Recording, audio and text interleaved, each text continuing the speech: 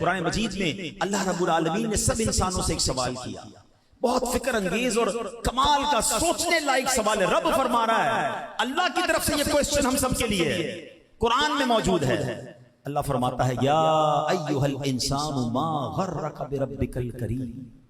خدا کی قسم جس دن یہ آیت سمجھ آ گئی نا، ادھر جا کے لگتی ہے۔ اس کا معنی پتہ کیا ہے؟ اے انسان، تجھے کس چیز نے اپنے کرم والے رب کے بارے میں دھوکے میں ڈال دیا؟ وہ کیا چیز تھی جس نے رب سے دور کر دیا؟ وہ کیا مال کی محبت تھی، کیا دنیا کی محبت تھی، کیا اللہ اکبر غلط کاموں کی محبت تھی جس نے تجھے اپنے رب سے دھوکے میں ڈال دیا؟ رب سے دور ہو گیا۔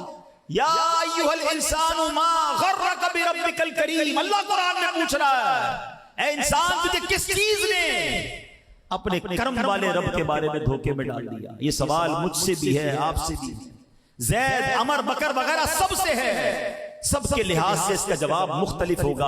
کسی کو دنیا کی محبت اللہ پاک سے غافل کر رہی ہے، کسی کو مال کی طلب نے اللہ سے دور کر دیا، کسی کو منصب کی چاہت، ارے جناب یہ سیٹ حاصل کرنی ہے، یہ عہدہ حاصل کرنا ہے، چاہے لوگوں کا بیڑا غرق ہو جائے، کسی طرح یہ سیٹ حاصل کرنی ہے، اس سیٹ کے لالچ نے اسے اللہ سے دور کر دیا۔ کسی کو نفسانی خواہشات اللہ کی یاد سے غافل کر رہی ہے، کسی کو حسد غافل کر رہا ہے، کسی کے دل میں بغض و کینہ ہے، بدلہ لینا ہے، چھوڑنا نہیں ہے، یہ بغض و کینہ اللہ سے دور کر رہا ہے۔ کسی کو عزت و شہرت کی خواہش غافل کرتی ہے۔ ایک چیز جو شاید سب کے لیے وبال جان ہے، جو بچ گئے وہ بچے ہوئے ہیں، اس کے علاوہ سب کو اللہ پاک کی یاد سے غافل کرنے والی چیز، بہت بڑی چیز، یہ سوشل میڈیا بھی بن گیا ہے۔ اے میرے پیارے اسلامی بھائیوں، کتنے ایسے ہیں سوشل میڈیا کی وجہ سے ان کی جماعت چلی جاتی ہے، نمازیں قضا ہو جاتی ہیں، روزانہ سوشل میڈیا چلانے کا ٹائم ہے، تلاوت کرنے کا ٹائم نہیں ہے، یوٹیوب روزانہ بلا ناغہ دیکھتے ہیں، درود پاک روزانہ پڑھا نہیں جاتا،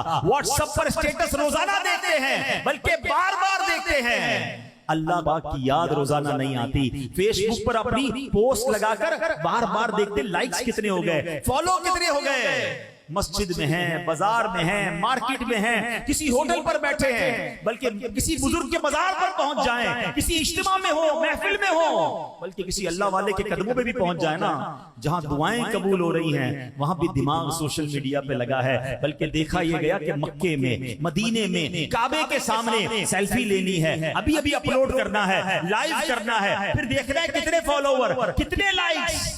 ارے یہ تو رونے کا مقام تھا، یہ تو مانگنے کا مقام تھا، یہ تو گر گڑانے کا مقام تھا، سب رو رہے ہیں اور میں اپنے موبائل میں لگا ہوا ہوں۔ مجھے تو کبھی کبھی افسوس پتہ ہے کیا ہوتا ہے، کہیں کسی محفل میں گئے، اجتماع میں گئے اور دعا ہو رہی ہے، اور دعا میں مجمع پر رکت آ رہی ہے، سارے رو رہے ہیں، ان میں سے کوئی صاحب اٹھیں گے اور سب کی ویڈیو بنانی، اپنی ویڈیو بنانا۔ مجھے ہوتا ہے کہ یار سب رو رہے ہیں، مانگ رہے ہیں، تم کس کام میں لگ گئے؟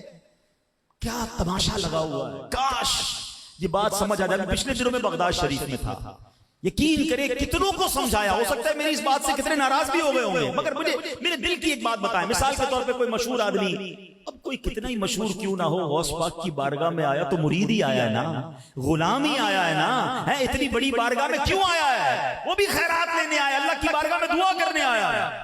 اب اس دربار میں، دربار کو چھوڑ کر سب لوگ اس کے پیچھے، اس کی تصویریں، اس کے ساتھ سیلفی۔ میں نے کہا مجھے ایک بات بتاؤ، ایک بادشاہ کا دربار ہو، اس بادشاہ کے دربار میں غلام آ جائے، اسی بادشاہ کا غلام آ جائے، اور تم بادشاہ کو چھوڑ کر غلام پر توجہ دو، یہ کیسی بات ہے؟